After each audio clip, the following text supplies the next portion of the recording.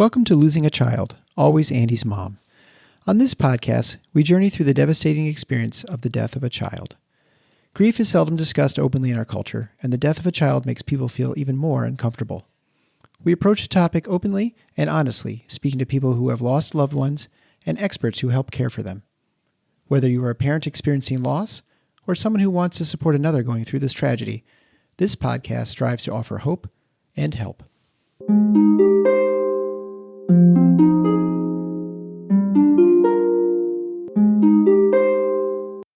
Welcome to episode 86 of Losing a Child, Always Andy's Mom. I'm Marcy Larson, Andy's mom. Today I have the privilege to speak with Renee, Carly's mom. I don't know how many times I can say this, but sometimes certain guests just come into my life at the exact right moment. Renee is again one of those. This month, April, although this will be released in May, the month of April is challenging for me because April equals Andy in my mind. April's his birth month. In fact, his birthday is tomorrow, the day after I recorded this episode with Carly's mom. Because this is Andy's birthday month, I have been really down. More down than normal, I suppose. And I needed someone uplifting. That someone is definitely Carly's mom, Renee. Even after the horrific loss of her daughter, Carly, Renee has a wonderful spirit about her and is so encouraging to other people. Her uplifting stories along her grief journey certainly have helped me through this tough week and month, and I know they will bring comfort to you as well. So enjoy Carly's mom.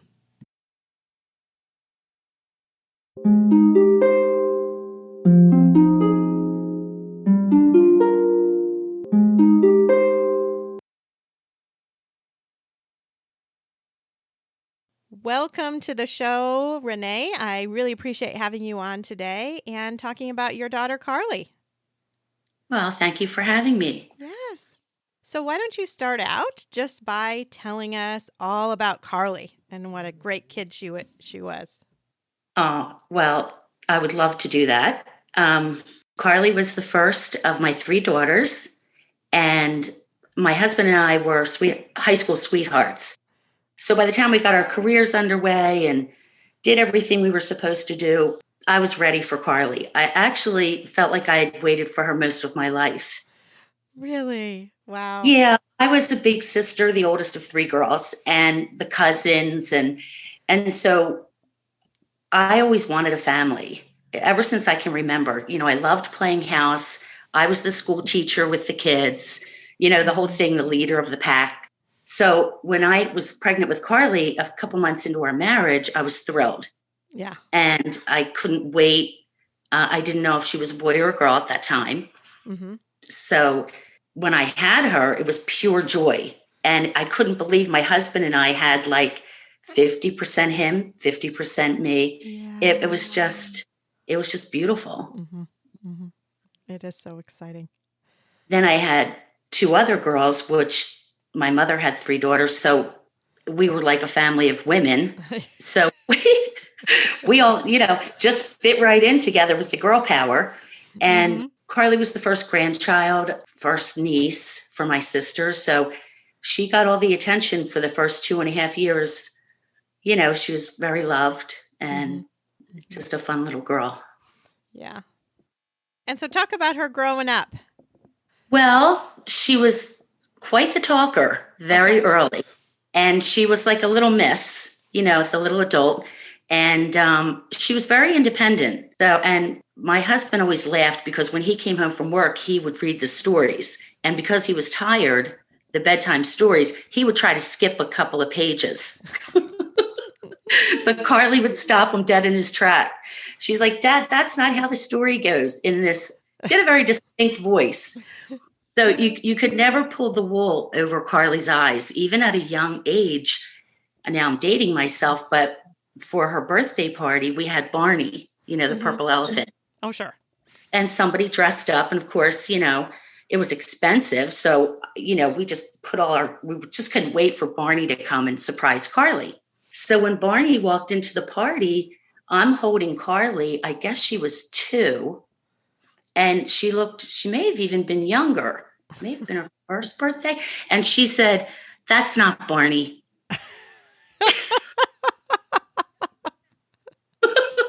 And I thought, okay, that was short-lived. Yes. That was a lot of money for nothing. Mm-hmm. Absolutely. Carly, you definitely couldn't pull the wool over her eyes. Mm-hmm. She was very sharp. Very fun. And then as she got older, she excelled in many things. There was nothing Carly didn't do that she didn't do well. She sewed. Mm-hmm. She sewed her own dress for the dance. Wow. Yeah. She was an artist, and I come from a family of artists. My other girls are artists. My mother's an artist. My sisters are artists. Oh, wow. Okay. Mm-hmm. So very artistic. She was very earthy in spirit, very loyal as a friend. She had $1 million smile. That's what she was known for. She had deep dimples. Mm-hmm. My neighbor said, "Your daughter's got $1 million smile." And then we used to go to an Asian restaurant, and the owner called her Dimples. Mm-hmm. Yeah, she was very talented, and she was on the National Art Honor Society in high school. Wow. Yeah, and then she went to the community college because she wasn't sure what she wanted to do. She was on the dean's list there, and then she made pocketbooks that were so hippie-ish and so funky, and I was wearing one, and somebody asked me where I got it when I was out, and then she asked me if Carly would be interested in selling them in Philadelphia. Wow. Yeah. What was that again? What was she making? Pocketbooks. I don't even know what that is. A purse, a pocketbook? Oh, a pocketbook. Yes. Yeah. Your accent got me for a second. I don't even realize I have an accent. Oh, but yes, a pocketbook, and she would braid the handle and then sew it out of different materials. They were just really different and quite a collection. Wow. So she sold them out right in Philadelphia, and she loved to cook. Both her and I are avid cooks. Mm-hmm. And her food was just amazing. I mean, she was known for her rustic pizzas. Uh-huh. And she would make them for me when I got home from work. And she would do sliced pears, arugula, blue cheese. I mean, they were like no other pizza I ever had. So. Oh, that's fun. Yeah. She was a lot of fun. She was a big spirit. She definitely had her opinions, and you knew about it. Mm-hmm. She didn't no biting the tongue, so a little bit sassy for sure, but she was a very loyal friend, and she valued her friends very much. Yeah. She would have given you the shirt off her back. That's in a minute. Yeah, that's amazing. That's nice. Mm-hmm. And it's nice to just be able to talk about her again, isn't it? It really is. And it's been almost 8 years, and it does get difficult as time moves on, that it feels like they weren't here. Yeah. Mm-hmm. It gets isolating. Yeah. So why don't you talk now about what happened to Carly? Well, Carly went through a certain set of circumstances as a young adult. She was with her boyfriend for 4 years, and he ended up being with one of her best friends. Oh, no. Mm-hmm. Yeah. She was devastated. Yeah. And she applied to an art school that she desperately wanted to get into and was rejected. Oh. She worked very hard at it. And at the same time, Carly lost friends because of the situation with this girl. Right. That they all wanted to be at her house, mm-hmm. because that was the house everybody went to hang out. So then, I guess being young, the girls still wanted to go to that house. Mm-hmm. Mm-hmm. They started telling Carly that they were going to do this and that, and In fact, they were at that girl's house where they said they would be doing something else. So obviously she wasn't invited to the girl's house. Right. That's got to be devastating as a young person. It was. And she became very depressed because we live in a small area. And, I was the mom, Carly, you can make new friends, but I was trying to put an old head on young shoulders. Mm-hmm. I could see the forest through the trees, but her friends were everything to her. And so the rejection around her was large. Right. That she felt. And I did try to get her into therapy, which she did go. She worked at the same restaurant for 8 years, from the time she was 15 to when she passed at 23. Mm-hmm. So it's obviously a restaurant in our neighborhood. And my husband and I would go there for dinner all the time. And she met someone there that she used to go to high school with. And they ended up getting together. And she told me about him and that he had a history of substance abuse. Mm-hmm. And I was upset. And I said, no, Carly, you can't fix him. Oh, I know, Mom, he's just someone to hang out with.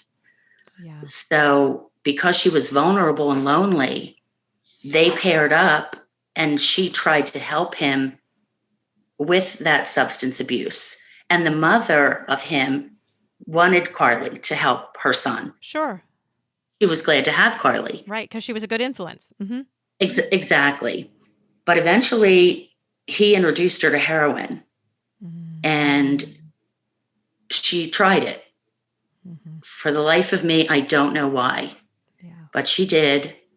And it was later on in their friendship relationship that this happened. And he lives 2 blocks from me.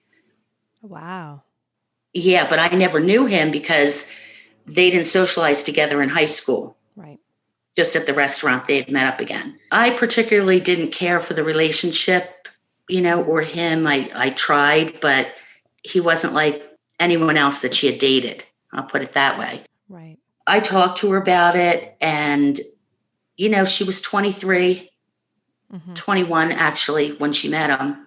So there's only so much you can do. Carly lived with us. She was an adult. All I could do was parent her and mother her and give her advice. Yeah. So right before she died, we had told her enough is enough. I started seeing changes in Carly. She was kind of avoiding me. She would abruptly leave the house and not tell me. Mm-hmm. Like, oh, hey, Mom, I'm running out to the store. I mean, we would be in the middle of a conversation and I would go in the living room and I would think, where's Carly? So I said, where are you?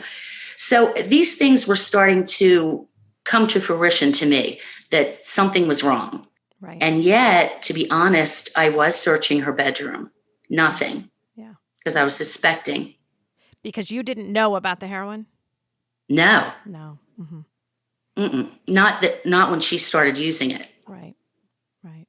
6 months into it is when I started to get suspicious, but I couldn't find anything. Mm-hmm. And of course, she wasn't going to tell me. Yeah. So I'm trying to keep track of what happened.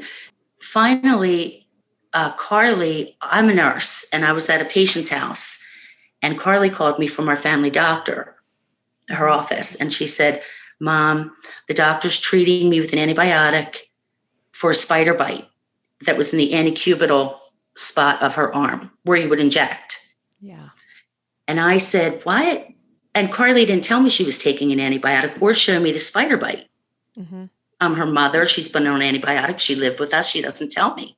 Right. So the doctor got on the phone, and she knows me, our family doctor, and she told me that it's a spider bite, and she's going to send Carly to the ER for IV antibiotics because by mouth, the pills weren't working. So I told the doctor, I said, this isn't a spider. I don't believe this is a spider bite because now everything's coming, right. All my thoughts, now I'm figuring it out.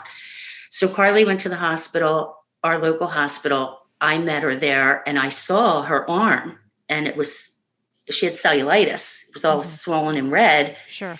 And I said to the doctor in the ER, I said, that is not a spider bite. And he said, well, I see this all the time. He went back in, looked over her skin. He said, she has beautiful skin. It may well be a spider bite. Mm-hmm. So I confronted Carly, and she got angry. Yeah. denied it. And then my husband didn't believe it. He said, she's too smart to do that, but I knew as her mother. I just knew. Yeah. So they kept her overnight at the hospital. She came home.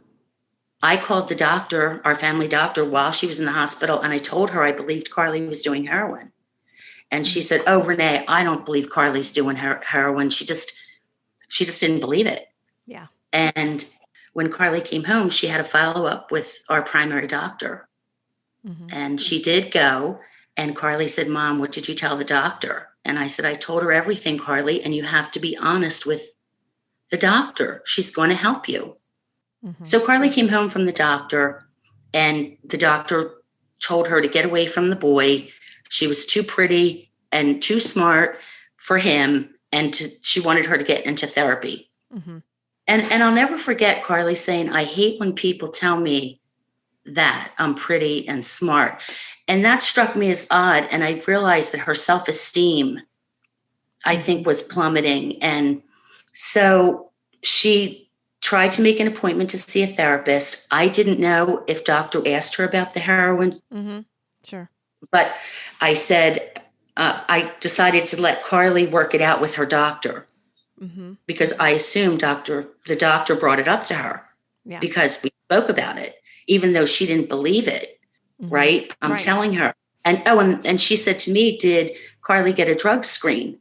And I said, "I don't know. They won't even speak to me because of HIPAA, and you can call because you're the doctor." And I was on Carly's HIPAA with our family doctor. So that's why we could speak. Right.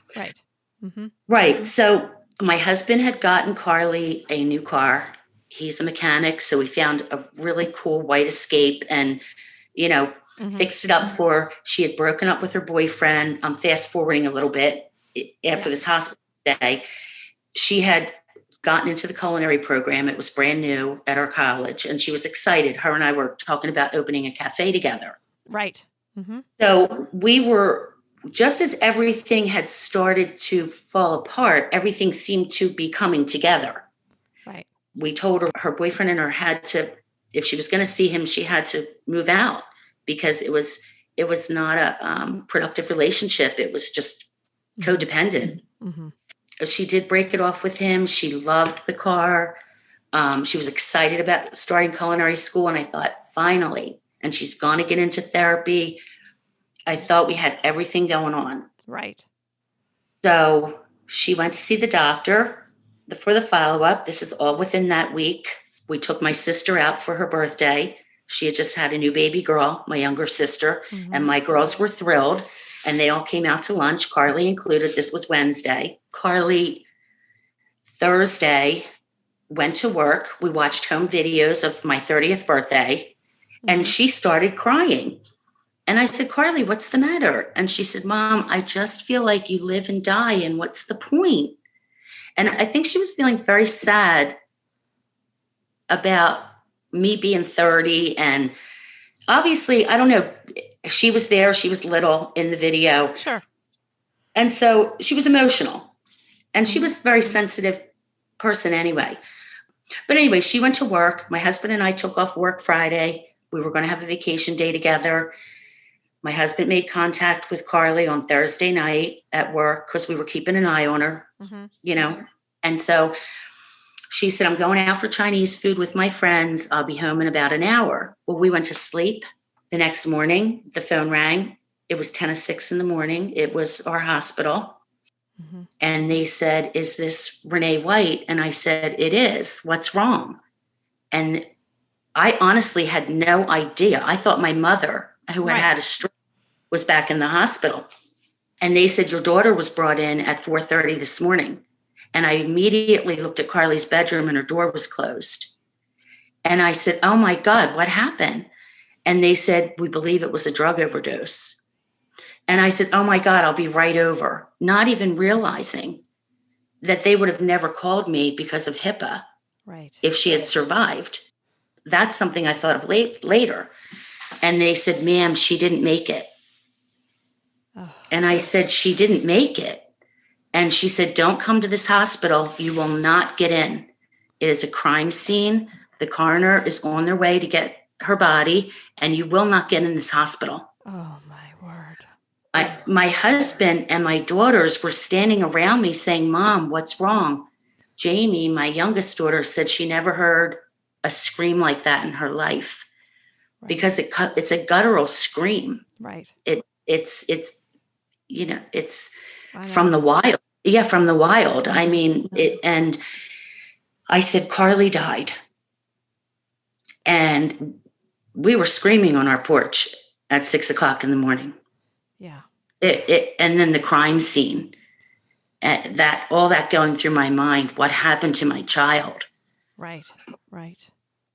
And the doctor, our family doctor, called me because she got the report, obviously, when she came into her office, and she asked me what happened.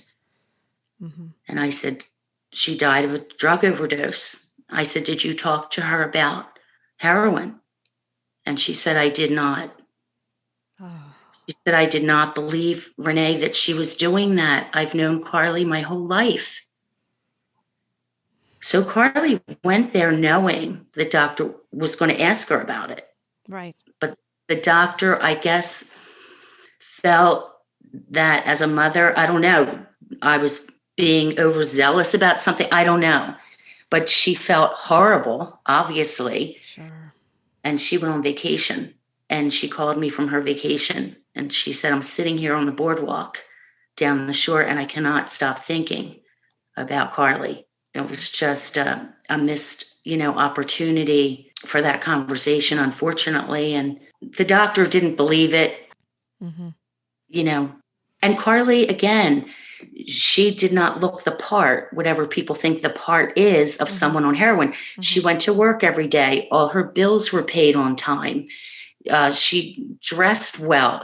She was getting her nails done. She was hiding it very well. Right.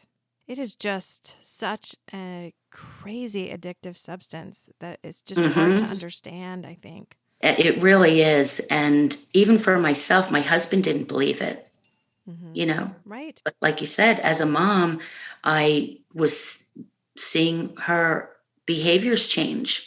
And so the boy she was with, to sum it up, after getting Chinese food, she went and met up with her boyfriend after they had broken up for a couple weeks. So he injected her in the car because she couldn't do it herself. She overdosed immediately, and there was no fentanyl in it. There was an autopsy, and he picked her up and put her back in the car, her car. And it was in his parents' driveway. It was 2 a.m. And he left her there and went to a friend's house and watched a movie, but never told the friend where Carly was. Oh, my word.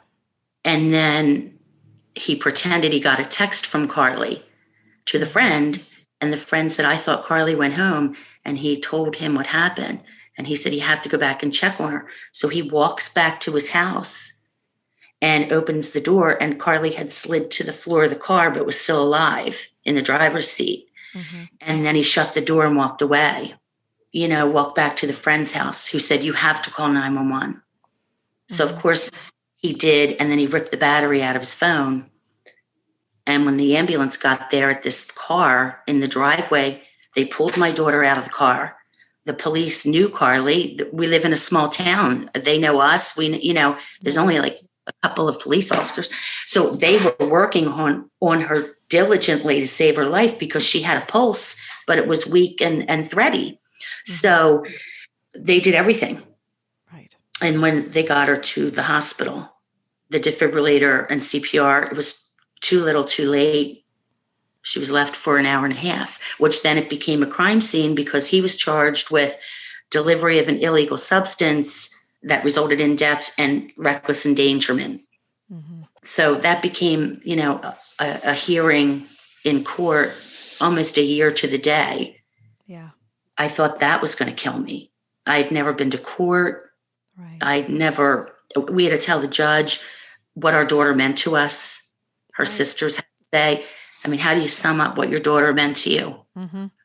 We became victims of a crime, according to the courts. And then when I went to work, it hit the newspapers. and all of my patients had the newspapers outside of their door. And there was my daughter on the front page. Right. Man leaves dead girlfriend in drug overdose. Yeah. And I'm at work. And my patient said, "What is going on with young people?" She had no idea that was my daughter. Oh my goodness. I'm at work. I mean, honestly, the profound shock and trauma from the phone call sent me into such a state that I felt like I was going crazy after Carly died. I really did. I can't tell you how many times I wanted to pack a bag and go to the closest mental facility. Right. Right. And then I felt like I couldn't do it because my other two daughters needed me. And I didn't want Jamie was 16 to come home from school and my other daughter, Rhiannon, and where's mom? Oh, they lost their sister and now my mother's in a facility. Right. I know you really do feel like you're going crazy though. I mean, there's no question. Your mind just isn't thinking the way you feel like it should be. And it's just the grief. It just becomes so all encompassing that you can't think clearly. You can't do things clearly. And you feel like I've lost it. I've lost my daughter, but now I've lost me. Well, I actually did some writing after Carly died, cooking my way through grief. And one of the pieces is The Stranger. And it was about how I became a stranger to myself, my family, my neighbors, my friends. I mean, I literally felt like I had to rebirth myself into how do I live this life without my daughter ever coming through the front door again. Right. Without ever hearing, "Hey, mom, try this pizza," or just her. I mean, and it's not that one child is more meaningful than another. Any child. It is a profound loss that I never knew these feelings could have even existed. Within.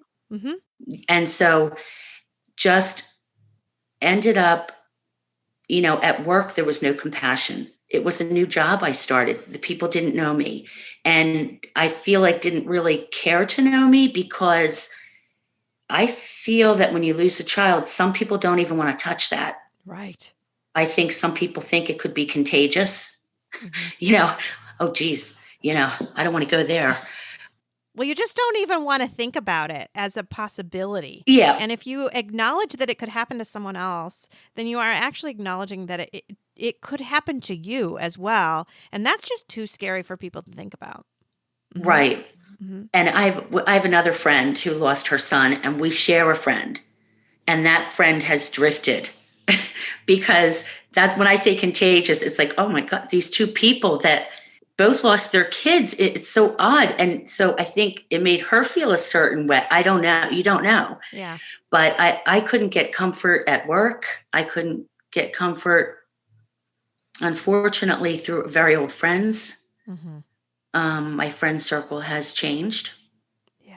And just going to the grocery store became totally strange for me because I would see people that I always saw, but then there's the person that, the mother that lost her child. Yeah. Yeah. And you get the look. The look like, oh God, I don't know what to say to her. Let me go the other way. You feel it. I'm just going to pretend like I don't even see her. And that happens. And I don't want to say that all of it was bad because I had some very good people in my life. One of Carly's friends wrote a book. Really? About the adventures of Charlie, my rescue dog. And so it's dedicated to Carly, and the proceeds go to people that can't afford treatment in addiction, and it goes to animal rescue. Oh, wow. And yeah, I've had very good people in my life as well. Very good. And I never take that for granted. All of her friends bought us butterfly bushes for our yard, many. So it's like a sanctuary here. Just the beauty in people and from people you don't expect. I mean, you meet somebody 2 days ago and they become instantly your friend because of their compassion or because they've walked on this journey. I found myself thinking about that a lot. I know I told you this, but as of this recording, so Andy's birthday is tomorrow, and I didn't even know how I'd be doing today. And in fact, last night I cried myself to sleep. I mean, it was just so overwhelming. And what's hard too is like, I don't know what to do. And I think back to even friends that were still close in the first year or two that I would have turned to. I feel like I can't now. And because we've just fallen apart. And I mean, not like falling apart, but like we've just grown apart, I would say. And that I feel like people that I used to be close to were kind of there right at the beginning, but now they're just backing off. Now I just don't see them anymore. And so I'm going to spend some time with another mom who lost her daughter, because I feel like those are the only people that like get me now, and I miss that. And I'm so sad about that. And I mean, that was part of my tears yesterday, was over the fact that who I thought 2 years ago that I would be able to turn to, I can't. No. And it is very difficult because, especially almost 8 years into this, people will not want you to bring it up because you're supposed to be past that by now. Yep. You're supposed to be over it. Exactly. And it's just something that I carry Carly with me everywhere, and I miss her. We just had a surprise party for my youngest daughter, Jamie, graduated college, and because we live in a small town, the cemetery where Carly's buried is on your way into town and out on the main drag. So you have to pass it. Right. I yelled out the window on the way home from the surprise party, "We missed you, Carly," like we always do. And, in everything you do, both my girls got married. Yeah. And the other odd thing is that Carly was 23 and both of my girls and her cousins have surpassed 23. So where Carly was the oldest, she is now in the spiritual world, the youngest. Yeah. Which is strange. Yep. I had that day go past last November when my son Peter became older than Andy. I mean, Peter's not yet 15, but I counted to the days, right? And knew exactly which day Peter was going to be older than Andy. And Andy should be 17. And that's just crazy to me to think, that he should be 17. Absolutely. And what he would be doing and, where would he be going with his life? I mean, he should be lining up his senior year of high school classes and yes. I'm thinking to myself, would he be finishing up ground school? And because he's in an aviation school, he was going to be a pilot. He would be getting ready to start, flying. It's crazy. Man, it's just so hard. It's just so hard. And I don't think people realize too, and you're absolutely right. It's phases in life that you think about Andy and what he would be doing.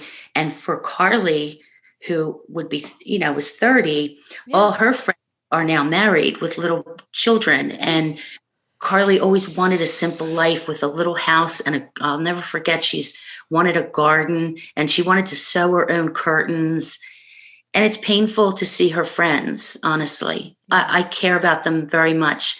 But when you're on social media, you can't help but be reminded of where your child would be at this stage in life. Like you said, Andy graduating and. Yeah, I know. I got to save the date from somebody that was a year ahead of Andy, but had been good friends with him in choir, and got to save the date for his graduation party. And I thought, if you think there's any chance I am coming to that graduation party, you've got another thing coming. There is no way I can do that. Not even possible. That date is not being saved. I'm sorry. But it's painful to even see the pictures on Facebook, let alone to go to a graduation party. I'm not going to be able to do that. No, and I was thinking about that. There are things that people wanted us to do. For instance, the restaurant Carly worked in is no longer that restaurant. The owner closed it down finally, and it's a new restaurant. So friends wanted to meet me there. Now, my husband and I would walk the dogs past the restaurant. It's a 1 mile town. Carly would always come flying out. Hi, Mom. Hi, Dad. And, play with our dogs. Mm-hmm. And we ate there lots of weekends. She was our waitress. And I cannot sit in that space. I don't care if they burn it to the ground and rebuild it. Right. It's still the restaurant on Main Street where Carly worked. And people just didn't get it. Oh, it's repainted. It's something new. There are things I could not do that I did before. I just couldn't do it. And I was tired of explaining myself to people. Right. About why I couldn't. People didn't get it. Right. Well, I don't understand. I remember too that there was just even last year, well, not this past year because we didn't have a Christmas party because of the pandemic, but the office Christmas party the year before last. So Andy had been gone, 16 months, and the office is having a Christmas party. And, Andy died on our way to an office party for me. So we were having our Whitecaps, the minor league baseball team. Our office had rented out one of these decks, and we were having a party there for my office. And so, one of the nurses said, "You come into the Christmas party?" Like, no. I'm not coming to the Christmas party. And they look at me like I'm crazy. Like, but you're doing so well. Okay. Right. I am not going to a Christmas party. I don't know that I will be able to go to an office event like that again. They don't even think about the idea of Andy died on his way to an office party. Right. I can't go to an office party. I just can't. Maybe someday I can. I like the Whitecaps of baseball. I don't think I'll ever be able to do that. And that was one of the things Andy loved more than anything in the world is going to those baseball games. It's just some things are just too hard. They are. And I don't have to I shouldn't have to explain myself every single time that this is just too difficult. But you do. You do. Yeah. And I do. I find that in this whole thing was not only trying to find out the relentlessness of the grief and then explaining yourself to people. And, I was walking this tightrope of trying to be normal. I remember I went to a church to cook for people that the church would fill the refrigerator with food for people that were needy. Mm-hmm. And I thought, okay, this is great. I love to cook. It's going to be women. I'm going to go in and chop and dice and prepare this food. And we're all in there. And I was praying that nobody would ask me how many children I had. Yes, right. Okay. I've said that prayer so many times. Mm-hmm. Yeah. And people don't understand. The new me doesn't just go and do anything anymore. I'm subjected to things that I project that are going to happen, before they happen, because this is now my experience. Right. Mm-hmm. So instead of just getting in the car and going to do this cooking event, it was when I get there with all these women, please don't ask me how many children I have. And so far it was going well. We were just talking and chopping, and I didn't know any of these women. It was a different church. I was asked to do it. I'm sorry, I knew one woman. But anyway, so all of a sudden the lady next to me looks over to me and she said, "How many children do you have?" Now we're all chopping and we're all in this kitchen. And I said, well, I get nervous. I start stuttering. I don't know how to. And then when I said I lost my oldest daughter, the whole kitchen stopped chopping. Yes. And looked at me, and they did a gasp. Mm-hmm. And, their necks were like, oh my gosh, what happened? Mm-hmm. And then I wanted to run in my car. I wanted to just drop the knife that I was chopping and get in my car and leave. Yeah. I just didn't know where I belonged anymore. Right. Friends of ours took us to a concert after Carly died. I did not want to go, but the pressure. Yeah. So we get in the car, and one of Carly's favorite songs was on the radio. And I said, oh, this was one of Carly's favorite songs. And my friend said, well, that didn't take long. And I said, what didn't take long? And they said, for you to talk about Carly. And right then and there, it had only been a month and a half. And I thought, am I never going to be able to talk about it? Yeah. People want to get your mind off of it. Mm-hmm. As if it's possible. Right. I know. Yeah. It's hard. It's in some ways it can be nice when you are around people that you don't know at all, that you can say little stories. Like I will say little stories about Andy that are funny little stories. And I know that if they don't know me and they don't know that he's gone, they'll laugh about it and they'll think it's a fun little story. And I love being able to do that, because if it's someone that I know who knows that Andy's gone, there are a few that I can still tell that story and that will be okay with it. But Right. the vast majority of them will completely gasp that I dared bring up my dead child. And Right. I don't know. So it's this weird kind of balance that you have to have, right? It is. I say it is like walking a tightrope. You know, you don't know if you're safe to bring. I have a friend. She brought up some kind of a drink she was making, and I said, Carly, she loved to make, basil lemon drop martinis, and in fact, had made my girlfriend that very drink. And when I brought her name up, she said, "All right, well, I'm going to get going." And I'm in my car, and I'm thinking, I get off, and I just want to cry. Right. Like you can talk about your other two daughters and no one panics and freaks out. Right.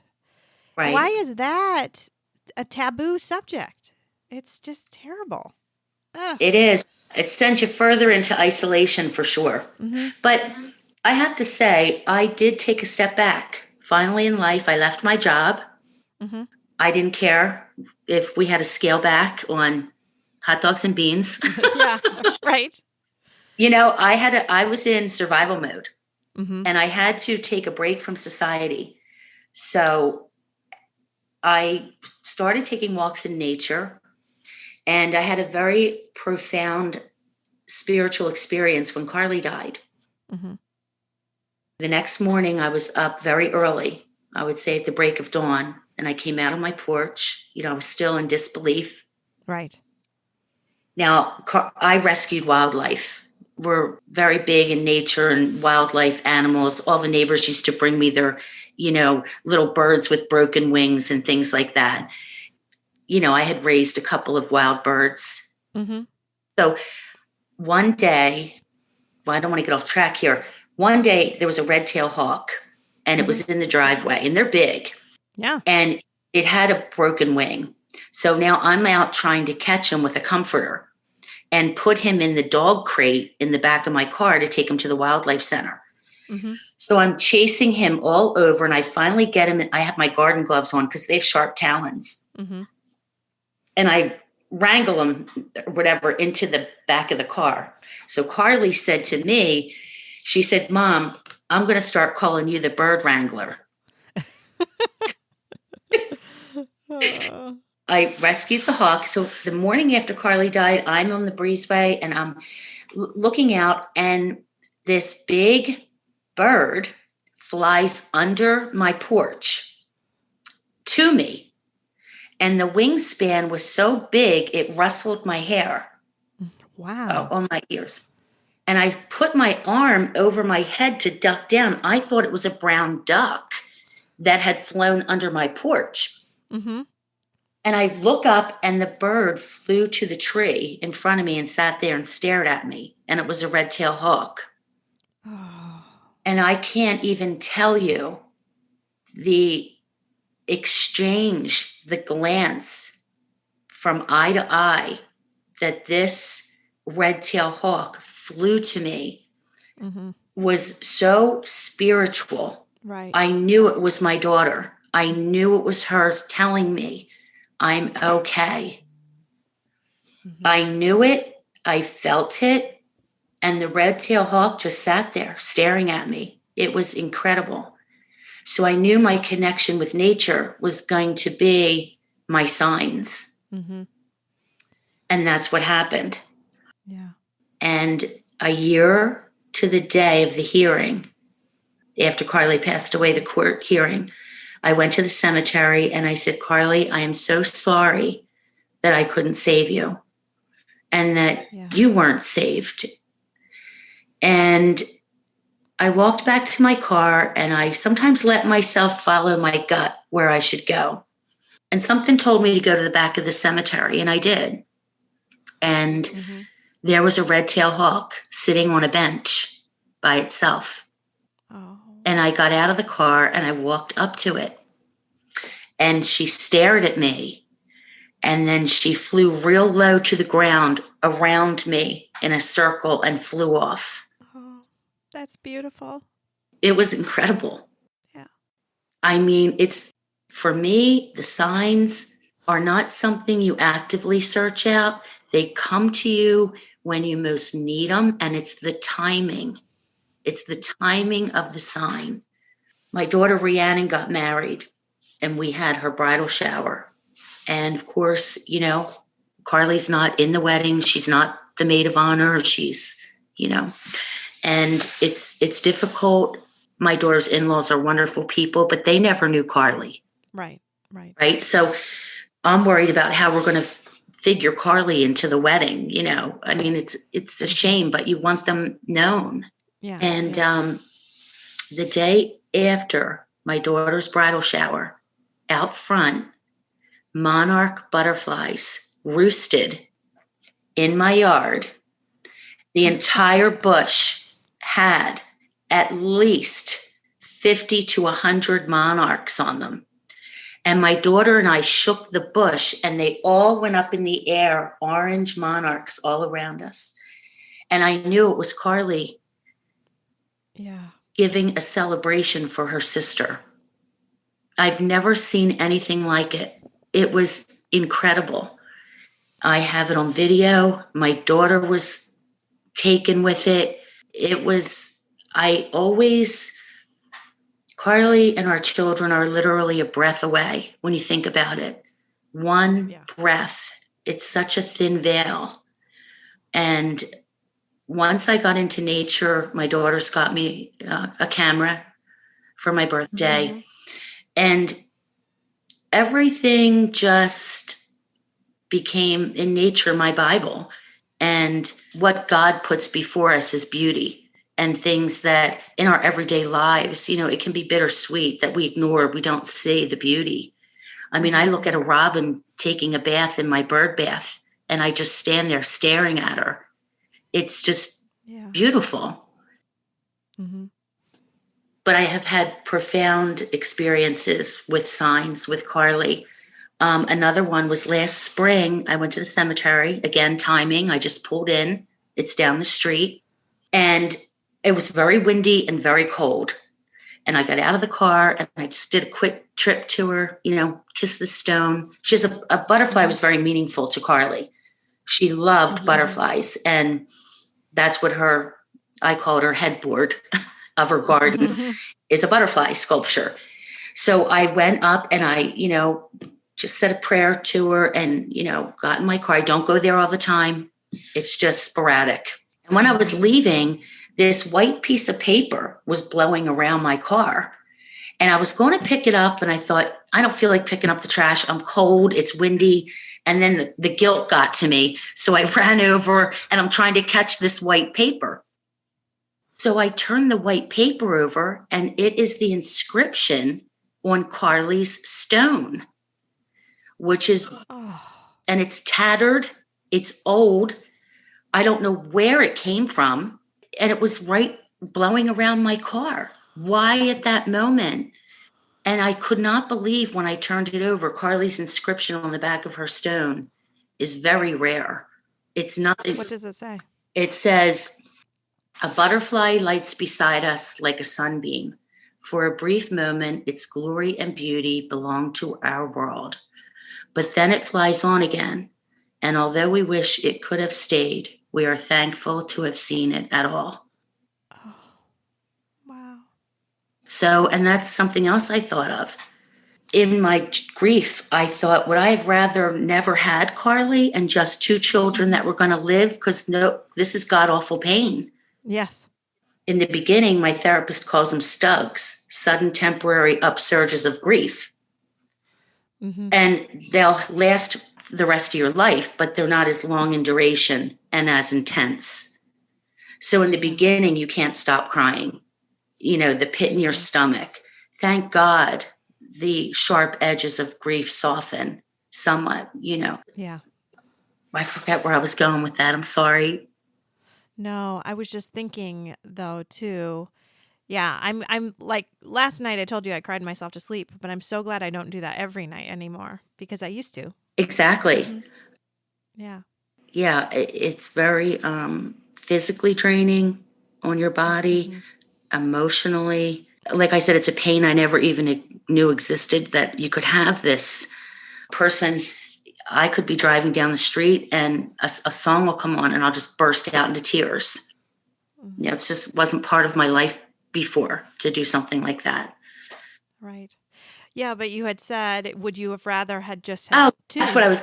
and not go through the pain? Right, because the pain is so horrific. You just want to get away from it. And you don't even, like in the beginning, I hated waking up in the morning when Carly died. Mhm. I didn't, Yeah. and it doesn't mean that you have two other children. I know that more than anybody. Right, exactly. Exactly. You don't even need to remind me. I know that. Yes. I'm still here. So yeah, but I say to myself, yes, I would have gone through this pain to have known my daughter because she was a gift. Yes. And she added so much to everybody's life that certainly I miss her every single day. Certainly I would have had her for the 23 years. Yeah. It's worth it. It's worth. All the pain, all the suffering, all that you have to go through is still worth it because you got to have them. Exactly. You got to have them. Exactly. And it's not the end either. And that's the beautiful thing of seeing little bits of Carly and you thinking about it is, I know you said at the beginning that it's hard because every day takes you a little further away from Carly and those memories, some of those memories start to fade a little bit. But I know I recently spoke with someone that reminded me that every day also brings me closer to Andy. So even though every day I'm further away, and another way every day I'm a little bit closer. And some days it just doesn't seem like I'm close enough, but Yeah. but every day does bring me closer. Yeah. And I think it's true. At the end of the day, your last breath will be Andy's hand and breath waiting for you. So I'm no longer afraid to die. Any fears I had have just totally gone away. I mean, I know. it's just, right. But then my two girls' life and, like we say, friends and people change. If my daughters ask me to do something, which we're very close, I'm there in a minute because I know that tomorrow's not promised and I want to be the best mother I can for my girls. And I'm grateful to be here and be their mother still, because when I look back in the beginning, I just was out of my mind. Yeah. That's all I can say. And you feel like you're a bad mom to your remaining kids. I have to say, I've gone through that a lot to just feel like, wow, I am now not only do I only have two living kids, I'm like a bad mom to the ones that I have left. So right. And so exactly. And your podcasts, I mean, I listen to them that apply 8 years later to me. I wish they were there for me, something like this. I did have a support group, which was very helpful. But the podcast, when I hear the mothers, I'm like, oh my gosh, that was me. And that's true. And when you said you didn't think anything bad could happen to you again because you had lost your mother from cancer in college and your father, I felt that way because my husband lost his mother on his 7th birthday from cancer. Right. And then his father died by suicide when he was 19. So I thought my husband was clearly paid his dues, if that's what you call it. Right. So you're in connection with him. You're going to be good, right? Because losing his first child would not be or any child would not be something that would happen to my husband. How much can one person take? Yeah. Yeah. I listened to your podcast about that, which then even then I had, because of the post-traumatic stress from the phone call and just the living through all of this, I was afraid something was going to happen to another one of my children. Of course, I couldn't help it when they would walk out the door, text me, finally they put me in my place and they said, Mom, you're giving us anxiety. Like, we are not, we need to live our own lives. And so I had to back off, which was another thing. So you're worried, but you're going to back off. Yeah, that's hard to do. Oh, it's very hard to do. And my husband, he's opposite of me. He doesn't speak of Carly. He's a very quiet man. And so, I was alone in my anxiety. I didn't want to put things on. Yeah, I have a funny story about our support group. So I was having a bad day about Carly, and I was cooking dinner, and my husband came home from work, and, he could tell something was wrong. And he said, "Are you all right?" And I just started crying. And I said, "I miss Carly." And he went over to the pan that I was cooking, and he lifted up the lid, and he goes, "Ooh, are you making pork chops?"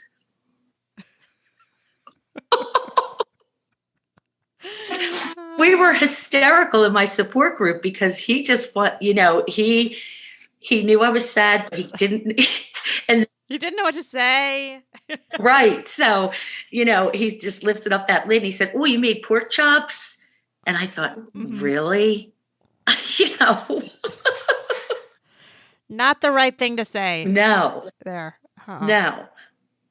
Mm-hmm. I think even last night, I told you I was crying myself to sleep. My husband just held me and he said nothing. And I think that ended up, I sort of wanted him to say something, but I think it ended up really being the best thing because I think he had no idea what to say. And he thought, if I just hold her. Yeah. So I think that's what he just didn't know what to do. So he didn't say anything. And sometimes that's the best thing. I think to just not say anything and just be there. Yeah. And my husband will do that. He'll hug me and he'll say, "I always tell you it's me and you against the world." And I laugh. Yeah. Well, you do become obviously a different people. And it's just part of what this loss does to you. And it's unfortunate. And I don't think people realize, the people that say I would never get out of bed again. Yeah, you don't know. You have to. And maybe some people wouldn't. I don't know. But yeah, I'm blown away by the people that say, "I don't know how you do it." Mm-hmm. Like, okay, right. I don't know how I do it either, but you just do. There isn't really a choice. Right. You just do. So it's almost a silly thing to say. Like, I just don't know how you do it. I just admire you so much. Like, what? I just have to get up and keep going. There's really nothing to admire here. Isn't really much of a choice. So well, and we talked about in our support group, and believe it or not, it says grief support group on the door, but you might hear us in there laughing so hard we have tears coming out of our eyes. Sure. Because we were going to write a book on cliches of grief. God needed another flower. Only the good die young. You're so strong. People tell you how. Oh yeah. People tell you how you're feeling without asking. Yeah. Oh, I know. People say, "How are you? You look good." They don't even give you time to answer. So what people are saying is, "I really don't want to delve into this with you," But it's the polite thing to ask, so I'm going to ask how you're doing, but then I'm going to tell you how you look. So right. Or you look good, or, just really, or like even with the girls getting married, somebody said, "You must be so excited, so excited. Oh my gosh, you just must be over the top." And again, and then disappeared in the food store. Like, in other words, I'm going to tell you that you should be excited and over the top, right. Which I was. Don't get me wrong. Right. Things are never 100% when you're missing your child. No, they never are. Never again. Not that you don't have happy times. I've had. Yeah. Very happy times. Yeah. But everything is tempered just a little bit because you always have that in the background. It's just that loss that's there with you always. Yeah. Mm-hmm. And then, I had grief competition. So that's what I call it. Somebody, you lost your child and said, "Oh, I know, I lost so-and-so." That person lived, right. That person lived a full life. They were 90. Yeah, I know. So people want to relate. And then it's just the whole thing is, it's Definitely interesting. Yeah, it is. It is very much interesting. It is. Well, thank you so much for being on the show today. I have so enjoyed talking to you, Renee, and I feel like you have so many little tidbits that I am going to take with me down on my journey.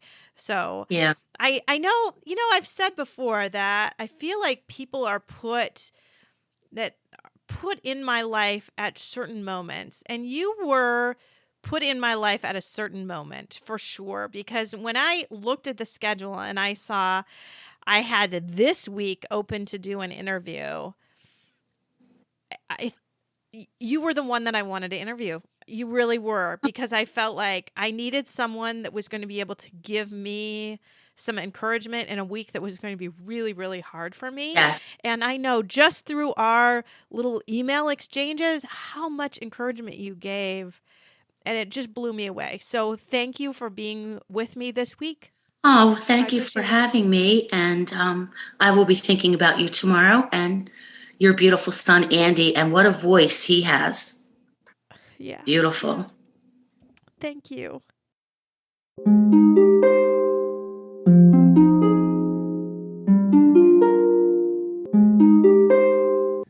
Thanks for listening to Losing a Child, Always Andy's Mom.